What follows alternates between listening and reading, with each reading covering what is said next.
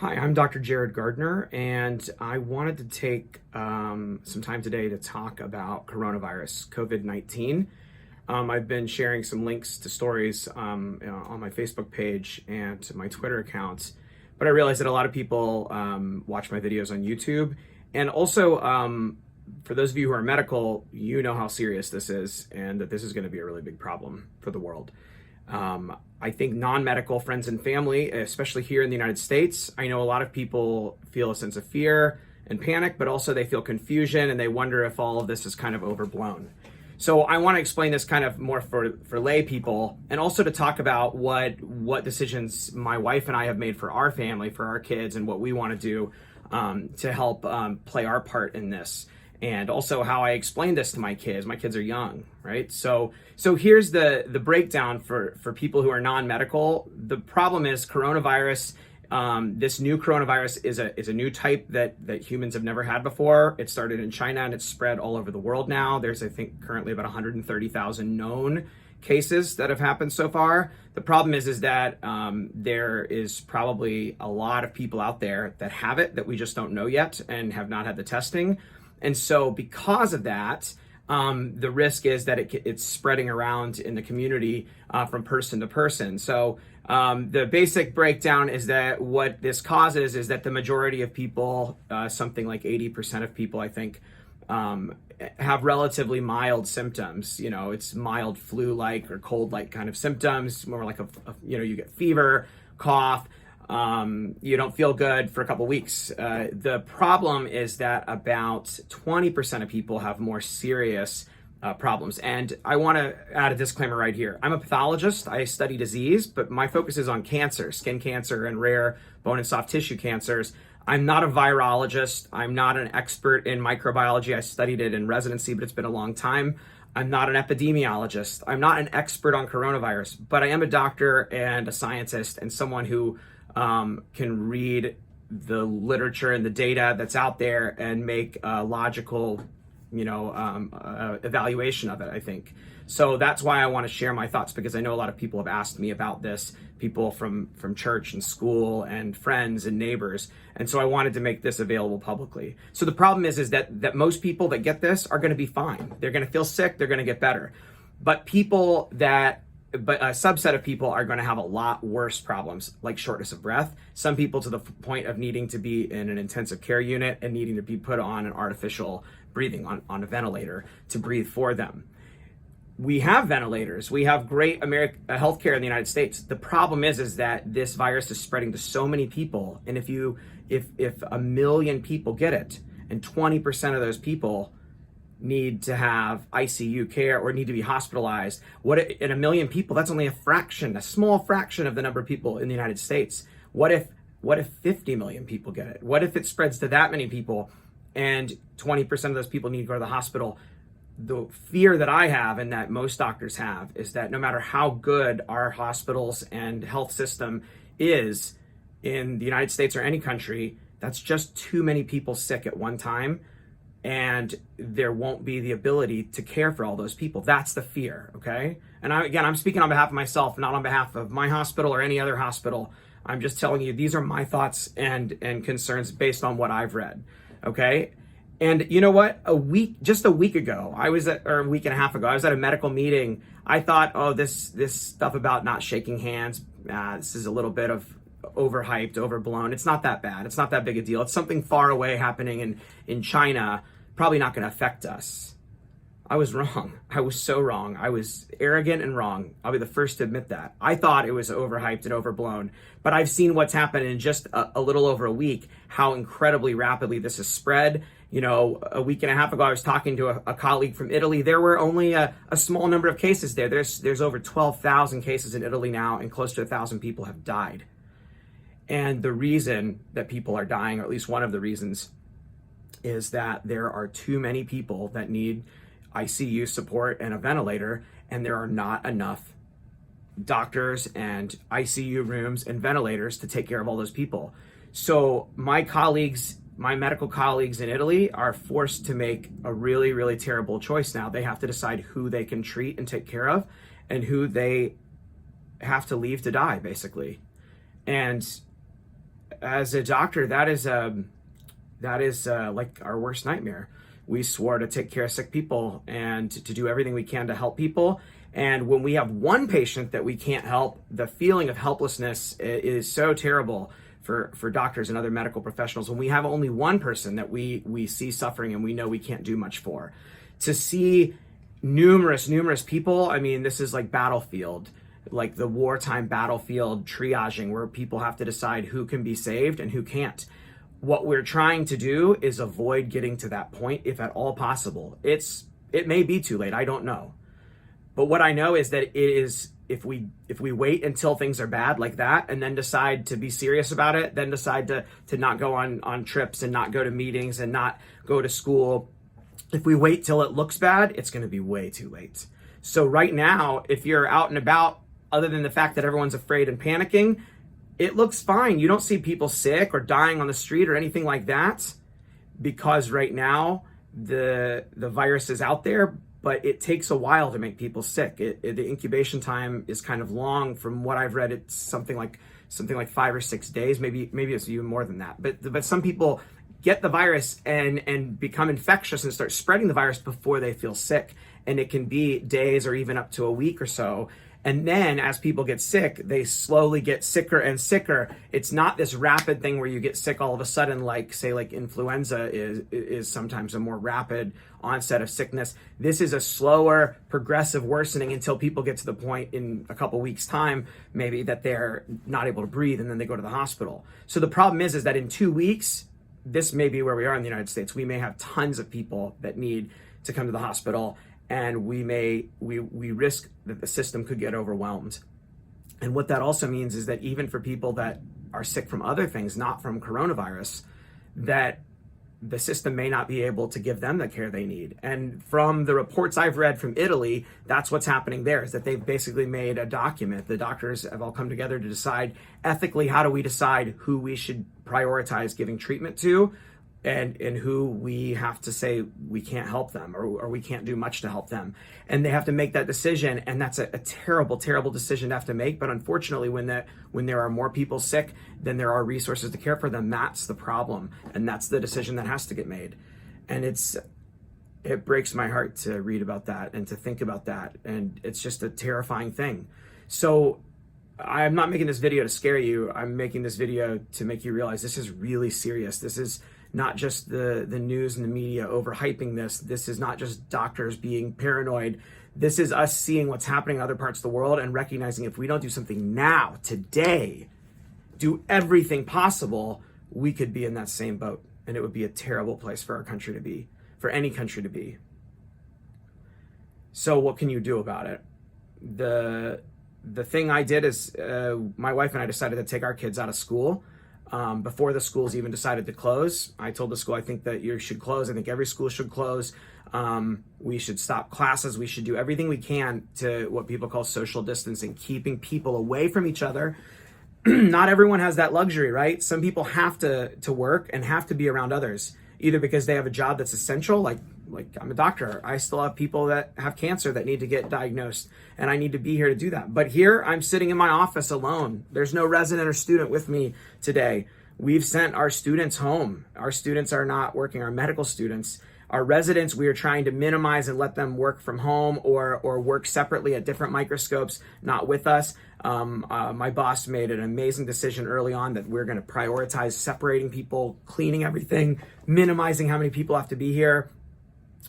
And this is basically the decision I see made by hospital leadership and university leadership and doctors and leaders in the medical field. When doctors are worried about something to this extent, you better believe it's a very serious concern. So if you see all the doctors and scientists saying this is a big deal and starting to get worried and freaking out, you have to know that this is serious. We don't do things like that unless it's serious. All of the medical students at my medical school have been dismissed from class and are going to do, not dismissed, but are going to do class from home. Even the 3rd and 4th year medical students who normally work in the hospital and learn at the bedside with resident and attending physicians teaching them, they've been sent out of the hospital because we don't want to risk them getting sick. I have never seen something like that done in all my time in medicine. It's that serious. We normally have medical students present for whatever's going on. We just take precautions and we keep them safe, but they need to be there to learn. But we recognize this is so serious that we don't want to risk having them here, having them get that infection. And that is, like I said, that's such an unprecedented thing in my time, at least. I've never seen that. This is the level of concern that we have in the medical field. So if you remain unconcerned, and if I can't even convince you and you're watching this, go look down in the video description. I'll put a couple links down there. You can read yourself what's happening in Italy right now. Italy, I think, is a couple weeks ahead of us probably. And the problem is that may be what our future looks like if we don't do something now. And so that's why we decided to keep our kids out of school. We are going to worship from home rather than going to church around other people. We're doing everything possible to minimize contact, not shaking hands, not high-fiving. You know, there have been people talking about how do you greet. I love to shake hands and give hugs. So this is awkward for me, but you know what? I've heard people say you can do jazz hands. If you're into that, you can do the namaste, maybe not say namaste, but you know, or bow, curtsy. The one I like the best that one of my classmates from med school, Mahul Sheth, if you're out there, buddy, here's a shout out to you. One of the nicest and smartest dudes I've ever known. He posted a GIF that showed that as a way to greet people, like, hey man, what's up? I love it. I think it's pretty awesome. So I think I'm going to start doing that as my way of greeting people. Oh, by the way, today is March 13th. In a pandemic, things are rapidly evolving and changing. So what I'm saying is my views and what I know to be true to the best of my knowledge as of today.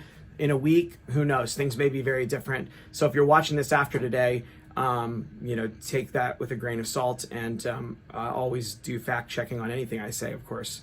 Anyway, the things are, so what can you do? So not going to any large group things, any unessential travel, just cancel it, man. I'm just telling you, you can do what you want with your life, but this is what I'm doing with my life, okay? We've stopped travel, stopped trips, unless it's essential for something. We are trying to stay home as much as possible. If you have the ability to have things delivered to you, that's great. Otherwise, if you got to go to the store or somewhere to pick up food at a restaurant, don't go eat there. Go pick something up and bring it home. Wash your hands. My gosh, wash your hands. And wash them good. Wash them for 20 seconds with soap and water. You don't need special antibacterial soap because guess what? This is a virus, not a bacteria. You just need the friction and the soap and the water. If you don't have the ability, water source where you are, alcohol-based hand sanitizer, I think what I've read is that 60% alcohol is thought to be effective. Again, it's not the special ingredients in the hand sanitizer. It's not the smell good fragrance. It's the alcohol that makes it work. If you don't have hand sanitizer, you can use rubbing alcohol. That's 70% isopropyl alcohol. That'll work too. Again, washing your hands with soap and water is the best thing, but if you don't have access to that, use sanitizers. Minimize what you touch. Try not to touch elevator buttons when I'm opening doors. I mean, I'm acting like a crazy person with germ paranoia. But you know the reason? I'm not so worried that I'm going to get this and die. It's possible, but I'm a healthy young adult, and my risk, although there's some risk, it's very low probably. Most of us, probably, most of the people I know will get this and not have a big problem. But what if I spread it to someone else who's old or has a heart problem or a lung problem? The people that are older, have heart and lung problems, maybe people with immune system deficiencies or on medicines that make their immune system work less, those people may be at higher risk for having a bad outcome. We're still learning about this. We don't know everything yet. So the reason that we do all this is not to save me or my kids necessarily. It's to save your grandma and my grandma and anyone's elderly or sick friends and family. And it's also to help save our health system, to keep it from getting overwhelmed. The goal is that we're probably not going to totally stop the spread of this virus. It's just too many places, at least in my belief. It's hard for me to imagine how we could totally stop the spread. But if we slow it down, if we keep people from getting sick too quickly, the idea is that we flatten the curve. And I'll put a link down below. There's a beautiful graphic of that if everyone gets sick really fast because we're all in big groups and one person contaminates 50 other people, and then that gives an exponential growth, all those people sick so fast would overwhelm the hospitals and there'd be no way to take care of all of them. We'd have more people die. We would have the health system overwhelmed, other people that are sick and are in car accidents, things like that. We would be limited in our ability to care for them. That's the fear. That's the bad thing. Again, it's not that any one of you might get sick and die. It's that overall, how many people will get sick and die and how many people will need to be in the hospital at once. So if we do all of these things, hand washing and minimizing contact with other people, and if we're around other people trying to stay 6 feet away from them, you can still talk 6 feet away. Yeah, it feels unnatural, but hey, these are unprecedented times, at least in my life. We've not had anything like this that I can think of. This is different than the 2009 H1N1 epidemic, I think. It's different than anything that I can remember in my lifetime. And so the goal is that if we let the curve get flatter and have people slowly get sick over time, yeah, people will still get sick, but if we can get them into the hospital and care for them and get them through the sickness, and then they go back into society and they're okay, then we can hopefully manage it better than if everyone gets sick at once. So we don't want this rapid peak. We want a slow, gradual course of the illness spreading throughout the population so that we can cope with it better. That's the goal of doing all of this. It's probably still going to be that I imagine a large number of people, maybe most people, some experts have speculated that over 50%, maybe even up to 70% of the world will get this virus. That's a lot of people. So the goal is make that happen as slowly and spread out as possible. And in the meantime, there are people working to try to find ways to make a vaccine or drugs to treat this, but that's probably going to be a ways off still from what I've read. Again, I'm not an expert at those things, but what I've read is we're not really close to having a vaccine for this probably. The other thing I read that I think is important from what we know now, at least one health official that was in China and interviewed a lot of people, what they understood was that once people are sick and recover from this coronavirus, they so far don't seem to be getting reinfected. So the thought is that people after they've had this probably will have immunity at least for some time. I don't know. Again, this is all happening really rapidly and we still don't know answers to all of this, but that's from my reading. It sounds like people are hopeful at least that once you recover from this, you will hopefully have immunity. So again, if we slow down the spread of it, that allows more people to get over it and get immune, and then allows us to cope with it over time. So that's what we've done, keeping our kids home. And I recognize we have the luxury of being able to do that because we have a good financial situation.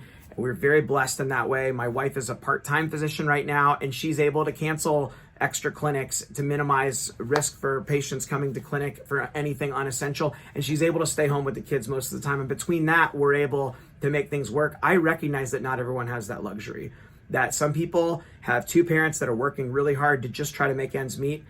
When I grew up, my dad's a carpenter, my mom is a nurse, and they worked really, really hard all the time and struggled and did everything they could to provide for me and my 4 younger siblings. So I know what it's like to be in a family where you have to work to make ends meet, and I understand that. So that's why I'm trying to do what I can to minimize my kids and myself and my wife being out there potentially as someone who could spread the virus if we happen to catch it. Because I can do that. That's my part to help the rest of society. So anyone who's able to minimize your contact with other people, do it. Don't do it for yourself. Do it for others. Do it for society. We all have to come together. This is like a wartime effort where everyone has to say we all have to come together against the common enemy, and we have to do everything we can to play our part. And this is how I explained it to my kids when I took them out of school and I said, look, we're not going back to school tomorrow. There's a virus. Let's talk about it. I didn't say, hey, we're really worried that you're going to get sick. I said, you know what? If you get this, your kids seem to not get as bad from what I've read. Again, kids don't seem to have as severe of symptoms and seem to do much better with this than adults. So I said, it's not that I'm really worried about each of you. The thing is I want to make sure that none of us accidentally get the disease and spread it to someone else. And then it goes and an old person gets infected who can't deal with it. So I told them, by you washing your hands and not touching your face and not being around groups of other people, that's your way to help old people. It's your way to help people like your grandparents or your great-grandparents. It's a way to help people like neighbors that we have that are older or who have other health problems. I said, you're getting to help take care of and keep people from getting sick. And I think they got that and they liked it. They're not panicky and afraid. They recognize that this is why we're doing it, is because we're all pitching in together to help. And as a doctor, I get to do that every day, right? We make sacrifices in our life to become doctors, and we do that so that we can help people when they're sick. And it is a hard job being a doctor sometimes, and there's a lot of sacrifice, but that feeling of knowing that you're getting to make a difference and help someone when they're at their lowest and most vulnerable, it's a powerful, meaningful, deep sense of pride and joy to know that you're able to give and help people like that. And I love that I'm getting to give my kids a taste of that, to know, hey, you're part of the solution. You're getting to help. And if all of you recognize that you're part of the solution, every bit of this, no matter how crazy you might think it sounds, you're potentially saving someone's grandma or someone's elderly friend or relative from getting sick and dying. And you're helping to save the medical system in the meantime too. So I think that's the mindset we all have to have. And like some of my friends have said, if we all do this and we get lucky and it slows everything down to the point that it never ends up overwhelming the system, it never ends up being terrible like it is in Italy right now, I would rather people come back and watch this video and say, Jerad, you're a paranoid fool. That's crazy. That means that what we did worked. That means we will never know how bad, if it works, then we'll never know how bad it could have been. And I'm okay with that. I'm okay with looking like a fool and overreacting in the hope that it will prevent us from getting to a point. I don't want people to come back and say, oh, you're right. You were all so right. No, we don't want to be right. We want to be wrong about this. I want this to just be nothing. I don't want this to be true. It's hard to believe stuff that we don't want to be true, especially when we don't see it with our eyes happening around us. But go and read those links down below and see what's happening in Italy right now. And that could be our future if we don't take this seriously. And I think that's my message to all of you. Take it seriously. Do all these things. Wash your hands. Try not to touch your eyes, nose, or mouth unless your hands are very clean. Try to teach your kids to do the same thing. Try to minimize direct contact with people. Try to minimize contact with surfaces. Wipe things down. Wash things down. Be a germ freak for now until we get through this, and encourage other people to do the same, and encourage your kids to recognize that they're part of the solution. They're part of fixing this problem. And yeah, it sucks to cancel vacation plans and parties and things like that. But in the grand scheme of things, that's probably a pretty small price for us all to pay. If we knew it was going to keep a loved one alive or keep someone from suffering, any of us would give up our vacation or our trip or our party. Wouldn't you? We would give up doing anything if we knew, oh, this will save someone's life. Well, think of it that way. You may be saving someone's life. You may never know whose life it is that you saved, but I'm okay with that. I'm okay with not knowing, but knowing that I'm doing the right thing that may be saving someone else. And if we all take that mindset, then hopefully we can make it through this. And it's going to be probably a rough go of things. It's going to be a very different time than we've had in our lifetimes, than most of us have at least. But we can get through this together. And I think that if we all pitch in and we all help and we all take it seriously and we put aside all of our differences, political or otherwise, and recognize that right now none of that matters. It matters getting us through this and keeping as many people safe as possible. And that's what we got to do, guys. That's what we got to do. So anyway, that's just my thoughts and kind of where I am on this right now. I don't know if it will help you, but I hope so. I hope it helps convince some of you to take this seriously, and I hope it helps encourage you that I really do think we can make it through this, but we all really have to work hard at it. We gotta pitch in, and we gotta be on a team together. So stay strong, wash your hands, stay healthy, and until next time.